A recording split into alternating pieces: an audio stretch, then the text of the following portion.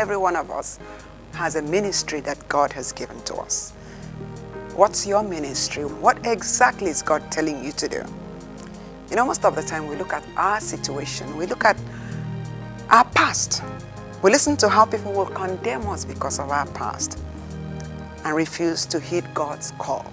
Today, we're going to be talking with Pastor Chris Ojigbani, who, in spite of his past life, God called him to a very special ministry for singles and married.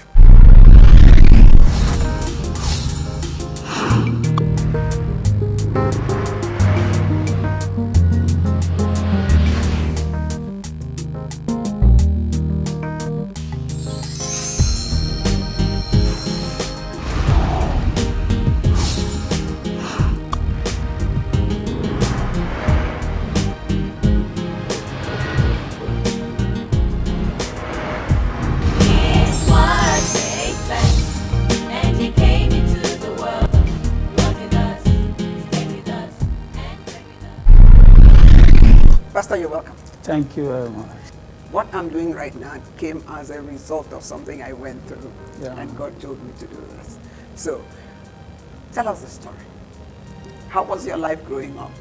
What happened that will bring you into doing what you're doing? Because there's so many people out there who are just going through things, and most of them just believe it's the devil. They don't know that God is allowing it in their lives because there's a greater purpose. Yeah. And that's what we always celebrate on this program. How people turn their hurts into a halo, how they mess into a message, so that we stop giving them so much credit for a lot of things. Yeah. So, Pastor, it's an honor to have you, and I have all the time. Don't tell me that the story is long, I have all the time. So, Pastor, you're welcome. My story is a very unique one. Okay. Very, very unique in the sense that I have a very bad past. I lived a very bad life. Growing up, I was a drunkard. I was smoking Indian hemp.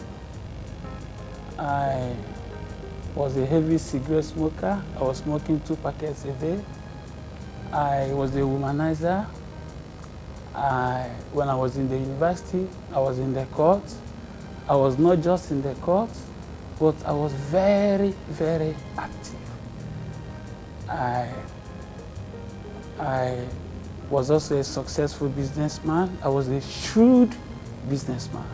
I thought that money was what would give you happiness, so I pursued money with my might. And I made money, you know, but making the money, I cheated many people, and I don't deserve to be a Christian. That is the truth of it. How much more being a servant of God? You know, it can only be the grace, the mercy of God. And that's why this work we are doing, I've decided to serve Him with my heart, blood, body, soul, with and my spirit, heart, and with my soul, with everything I've got. Everything I've got. The first time I had a call from God was in 1996. Then I was a multi-millionaire.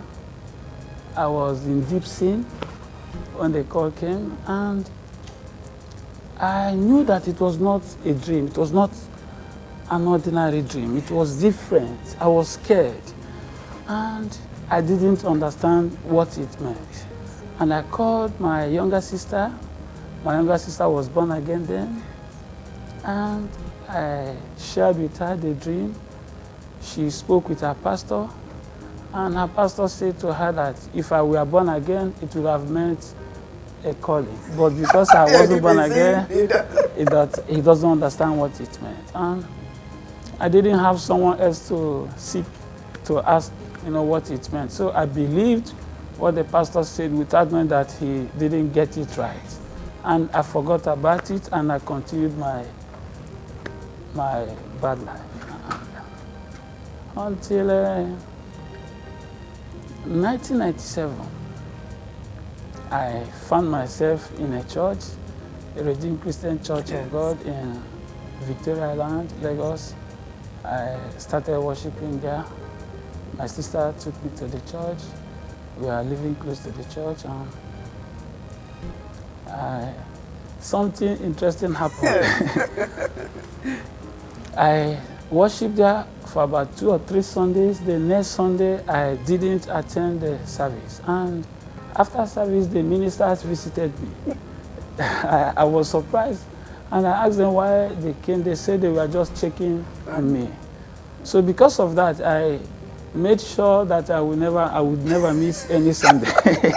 Because I didn't want them to start coming to the house because they see me drinking or smoking. So by force you were going to It was amazing. So, but something else was happening. It's just amazing. I was going to the church, but I was not hearing the sermon. I was not hearing the sermon. Yes. No, I will enter the church, we will dance, praise and worship, we will sing, clap. The moment we sit down for the sermon, I will start sleeping. So I then began to plan the sleeping so that the ushers wouldn't catch me. I traveled to Europe that period. I bought a glasses, yeah. but it's called a phonochromic. Yes. I bought a photochromic, yes. And I was always sitting under the light so that the color will change. But you're teaching somebody how to do that. So I would always sit down and I would lie on position myself so that my head would lie on my hands. So it would look like you're concentrating. Yes. And I had a friend then that used to sit beside me. Anytime the ushers are coming, he would just stop me. I would just start nodding my head.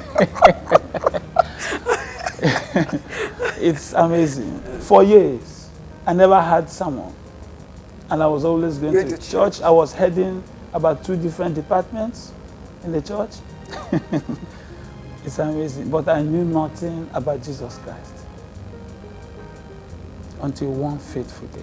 Yes. There's always that one day. I was in the church because I didn't want the ministers to visit me. So that day I didn't sleep, but I was lost in thought. I was thinking about something very deep. I was worse than somebody sleeping. Until suddenly I heard the church laughing and clapping. So I began to wonder why they were laughing and clapping. And in the bid to know why they were laughing and clapping, I decided to listen to the pastor.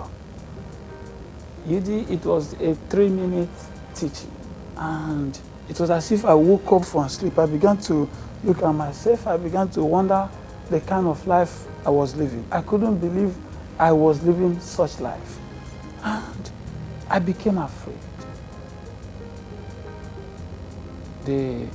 After the service, we got home. I called my younger sister and my other siblings and the people staying with me then to the sitting room. I said to them, I have something to say to you. And they asked me what was that. I said, from today, I have decided to change. And they looked at themselves. I said to them, from today onwards, I will never fornicate in my life. So my younger sister said, let us pray. And she prayed. And that was it. It was not easy for me. After she finished the prayer, it was as if all the ladies in this room decided to look for you. But because Pastor, hold that thought. Don't go anywhere. You know something? Whatever it is you're doing, continue. But there's always a time in a season. And when that time comes, God will just be there waiting for you. He's what makes sense, and he came into the world. You're welcome back. They said amen to the prayer. May it be so, according to what you had told them. Yes. So all the ladies that invaded you. All of them, as if even the ones I was looking for before, they That all you said couldn't get, they yes, said no, they now they came. now started coming. But because I had given my word and I like keeping my words, because of that, I didn't know what to do. And that was if not, I would have, one thought came to me, one thought said to me, why not postpone it till the next day? Why not start from the next day? But because I had already said to my siblings, I will never do this, so I didn't do it again. It was not easy, but the Lord helped me, And that was 1998. Yes. That was 1998. And I wrote it down in my diary. And I became interested in the things of the Lord. As of that time, I had forgotten the calling. Remember the pastor said to me, it didn't mean anything. So in the morning, instead of going to the office, I would go to the church, I would sit down with my pastor and we'll be asking him questions. And he would be answering. And after a while, he would say to me, Chris, you don't want to go to the office? And some days I would go. But suddenly, I lost interest in money making. And I began to experience joy, peace. What I was looking for when I was searching for money, I didn't know that you could get easily in the Lord. I couldn't believe it. I was so happy. I don't know how to explain it. The Bible says it passes all understanding.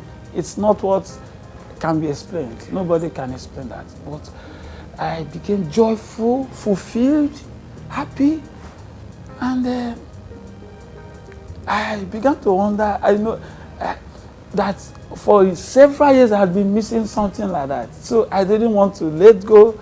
Most days I would just go and stay in the church and be asking the pastor questions, and he was teaching me.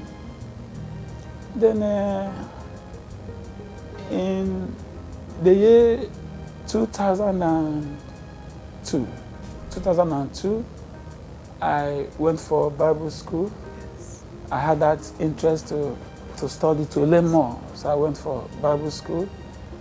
And before going for the Bible school, I started a lunch hour fellowship in my office at Victoria Island. And what business were you doing at this time? Okay. Before then, I had done several businesses. I owned a shipping consulting firm, stock clearing firm. I was licensed. I also was a licensed FIFA players agent. Okay. We are taking footballers to Europe. Okay. And I also had a cyber cafe. We were one of the few early people to start cyber cafe in Nigeria, in Lagos then. But when I had this encounter, I lost interest in other businesses. In fact, that was when I started the cyber cafe, to have a daily income and at the same time something that would give me the opportunity to be going to the church, to study, to learn, and to pray. I was just interested in the things of the Lord. I lost money. What was your sister's reaction, your siblings' reaction? They couldn't understand that, but because they loved the Lord, so they didn't ask me any questions. But initially, it was not easy. My friends say that I was bewitched. My friends say that I was bewitched, that they couldn't understand why someone that was making money would suddenly decide not to make money, that it could only be witchcraft. And I said to them that if it were witchcraft, then I love such witchcraft. Because I was so happy with myself. I'm still happy with myself. Yes. Then the lunch hour fellowship, then because of the encounter I had, I felt the need. I had the need that I felt that people should be hearing more of the word of God, And I dedicated my office for the fellowship. I had some other 3 pastors, who were coming to teach. Once in a while, they were allowing me to teach. But at this time, you were still going to Bible school? No, then I had not started. Okay. I started this in '98. The moment I had that encounter, I decided to just start as much as I could. And 2002, I started the Bible school. And in 2004, November 14th, I can never forget that date. November 14th, 2004, I had another encounter with the Lord. Up till this point, you didn't remember that first revelation that you had? No, before then, before that encounter, I remembered by then I already knew that it was a calling. Okay. It was a calling, but I didn't know the type of calling. Yes. I thought it was to start a church, Okay. you know, to start a church and be praying for people, be exercising faith, and that was what I thought God had called me to do. Until the 14th of November 2004. It was awesome. He said to me, son, I'm calling you to go into the marriage ministry. At this time, were you married? Yes, You were yes. married. I got married in 2002. Okay. And he said to me, I want you to go into the marriage ministry. I didn't understand that because I know that people have churches and they have marriage department, Yes. marriage department. They have marriage ministry in the Inside the church. church. So I said to him, let me start church and have a marriage department. He said to me, no, that he doesn't want me to do that. That he wants me to do only marriage ministry. I said, but others have churches and they have marriage ministry in the church. He said, no, that he knows that, but he wants me to go into marriage ministry. And that was when I said to him, okay, let me do the marriage for you. Then when I finish the marriage, let me start church. You wanted to know more than God. I didn't know, there's no experience, but I had that zeal was there. And he said to me, he laughed and said to me, what makes you feel that you would be able to finish the work, that the work is enormous? And that confused me the more. And I said to myself, are you sure I'm talking to God? And he said to me, yes. It was just a thought. Yes. He said to me, yes, you are speaking to me. And that he will show me scriptures to let me know that I was speaking to him. And he said to me that the marriage institution on earth has completely collapsed because of the wrong marriage doctrines that have been taught in the Christian community. That he's sending me to correct the wrong doctrines. And I said to him, why would people believe me? You know, somebody coming from nowhere with a bad past. And he said to me that I should not worry, that he will give me the word, the messages to teach. Hold that thought, Pastor. Hold that thought. You know, God is just so amazing. He takes what we would call the dregs of the society. He takes the foolish things, the weak things, the things that are despised, things that are absolutely nothing, and makes them something. That is why he is God. Don't go anywhere. We'll be right back. He's what makes sense, and he came into the world. You're welcome back. So, Pastor, the Lord said he will show you scriptures. Yes. And he began to say so many things to me, that so many teachings are wrong, that the reason people are not getting married and the reason people are separating and divorcing is not because the devil has power, but because they are practicing the wrong doctrines. And it was a very long discussion. And he said to me that I must never do church, that the anointing he's putting on me is not for a limited group of people, but for everybody in the world. And that any day I would limit the anointing to a group of people by starting a church, he would withdraw it from me. And I accepted. I accepted. in January 2005, January 13th, I inaugurated a prayer team. We started praying for the work. On the 14th of February 2005, the ministry was commissioned. It was on a Monday. We used the office, during the launch hour fellowship. But the Lord said to me, do not use the launch hour fellowship to start the ministry. By this time, we had some members, coming who attend the fellowship regularly.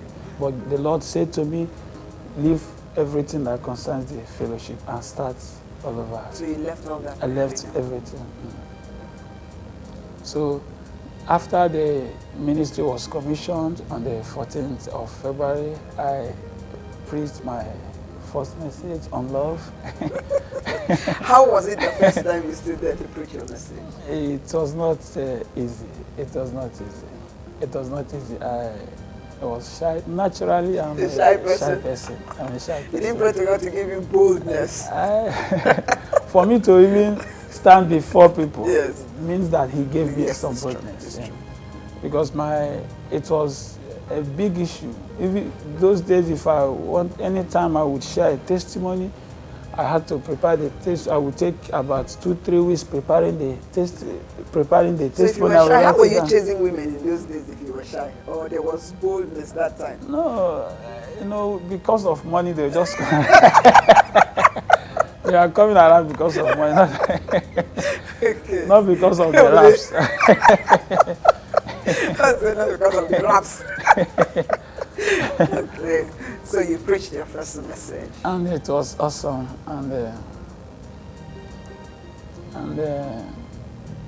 we continued praying. We are fasting and praying with the team. We are meeting 3 times a week. Wednesday, Thursday, Friday, every week. Until then we started doing the work. We are distributing newsletters. We are doing free newsletters, and we are publishing newsletters, and we are giving to people freely. And until December 2005, my wife and I traveled to the UK to do the final lap of the prayer. Some of our team, they were still praying in Nigeria while we traveled to the UK. We finished in January 13th, 2006, and we came back before the end of January, and we started. By then I left the office, the Sabbath of God said to me, leave everything business, and it was not easy because my wife didn't understand why we would just go into ministry without having daily income, something that will be bringing some income. But God said to me, don't do anything. She insisted we must do something. I said, no, God said we should not. She said, okay, that she wants to do something. I said, okay, what do you want? She said she wanted a fish pond. Then fish pond was the in thing in Lagos, and we invested some money. And if I say to you that tomorrow one single fish was not sold for us. I wanted to ask you. We ended up eating fish every one single fish. No, nobody was bought. not sold. Nobody. We didn't even try selling. Nobody came to us. You know, when God says give all up, you don't take a pen out of it. And in April 2006, we held our first ever marriage seminar. We had about 22 people in attendance. It was awesome. It was awesome. We used a canopy. We rented a canopy in our office compound, our office complex, and we continued holding seminars every week then for about 3 months. The place couldn't take us again. By this time, so many amazing miracles are happening, taking place, and the place couldn't take. After 3 months, we moved to Victoria Land. We used a Redeemed Church. They gave us their hall for another 3 months. The place couldn't take. We moved to Muson Center, the Ajipo Muson Center. After 2 months, it couldn't take again. Then with the help of a projector, we connected the foyer hall to the Ajipo. We began to use the 2 halls. After another 2 or 3 months, the place couldn't take. We then moved to the National Stadium, so the gymnasium hall. Yes. We started using the gymnasium hall, but we had so much challenges in that place because of lights and sound. Sound was our major challenge. To get a good sound there, you need a good equipment, and then we didn't have good equipment. So after several months there, we had to move back to the Muson Center. But this time we started 3 sessions. I would preach the same message 3 times, and the place was always jammed. After a while, it couldn't take us again. We then moved to the Share Hall Muson Center. And we continued our 3 sessions until December last year. Because we needed to move to other places, other nations of the world, we decided to stop our monthly seminar in Lagos. After all, we are not a church, because it almost turned to a monthly church. Though it was not weekly, I remember, and we stopped. And when we stopped, something interesting happened. The Lord is to be feared. When we stopped, the first ever seminar we had in Lagos after we stopped the monthly seminar was in March 2011, this year. Now, before then, hold that thought. Join us next week as Pastor concludes his story, and let's see what God is doing in his life, in his ministry today. Thank you for your time. My name is Uduak Abasi, meaning God's will, perfect will of God. You have a great week ahead of you. God bless you. Good.